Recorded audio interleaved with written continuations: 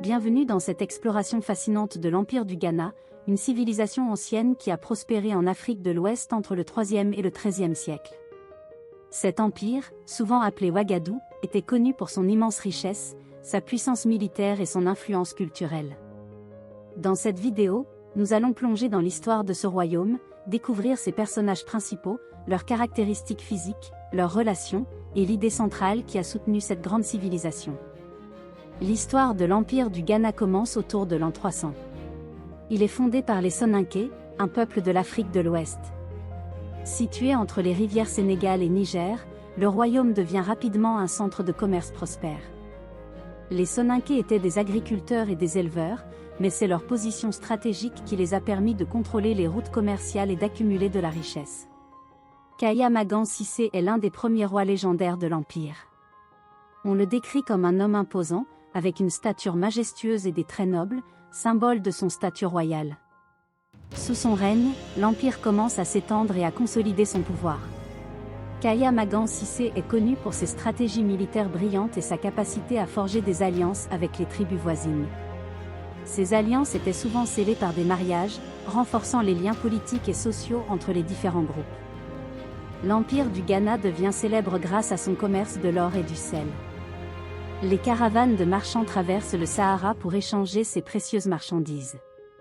Le roi prélève des taxes sur ces transactions, enrichissant ainsi le trésor royal. Cette richesse attire des artisans, des érudits et des commerçants de toute l'Afrique de l'Ouest, faisant de la capitale, Koumbi Saleh, une métropole florissante. Koumbi Saleh se divise en deux parties, une pour les rois et les nobles, et une autre pour les commerçants et les artisans. Un autre personnage clé de l'Empire du Ghana est le roi Tinka Manin, qui règne au XIe siècle. Il est souvent décrit comme un homme charismatique et visionnaire, avec une forte présence physique. Tinka Manin est connu pour son administration efficace et son palais somptueux. Il maintient des relations diplomatiques avec les royaumes voisins et protège les routes commerciales, assurant ainsi la prospérité continue de l'Empire. Tinka Manin avait une cour composée de conseillers et de fonctionnaires, ce qui témoignait d'un système de gouvernement sophistiqué. L'Empire du Ghana se distingue par une société bien organisée. À la tête se trouve le roi, suivi des nobles, des marchands et des agriculteurs. Les griots, des conteurs et historiens, jouent un rôle crucial en préservant et en transmettant l'histoire et les traditions du peuple. La religion traditionnelle des Soninké coexiste avec l'islam, introduit par les marchands arabes. Cette coexistence contribue à une riche diversité culturelle. Les griots non seulement racontaient l'histoire, mais aussi chantaient les exploits des rois et des héros, assurant ainsi que leur mémoire reste vivante à travers les générations. Malgré sa puissance, l'Empire du Ghana commence à décliner au XIIe siècle. Plusieurs facteurs contribuent à cette chute, notamment les invasions des Almoravides, un mouvement islamique venu du nord, et la pression des royaumes voisins. Les ressources naturelles commencent également à s'épuiser, ce qui affaiblit l'économie. Finalement, l'Empire est absorbé par l'Empire du Mali au début du XIIIe siècle.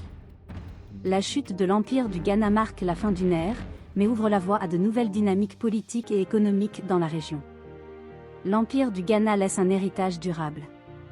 Sa structure politique et son modèle économique influencent les royaumes qui suivent, notamment l'Empire du Mali et l'Empire Songhai. Les traditions culturelles, les pratiques commerciales et les récits des griots continuent de vivre à travers les siècles, rappelant la grandeur de cet ancien empire. Les vestiges archéologiques et les récits des griots sont aujourd'hui des témoignages précieux de cette époque prospère. L'Empire du Ghana est un témoignage de l'ingéniosité, de la résilience et de la richesse culturelle des civilisations africaines anciennes. En étudiant son histoire, nous découvrons non seulement les défis et les triomphes de ses dirigeants, mais aussi l'importance du commerce, de la diplomatie et de la culture dans le développement des sociétés humaines. Merci de nous avoir rejoints dans ce voyage à travers le temps, et n'oubliez pas de vous abonner pour d'autres récits fascinants de l'histoire africaine.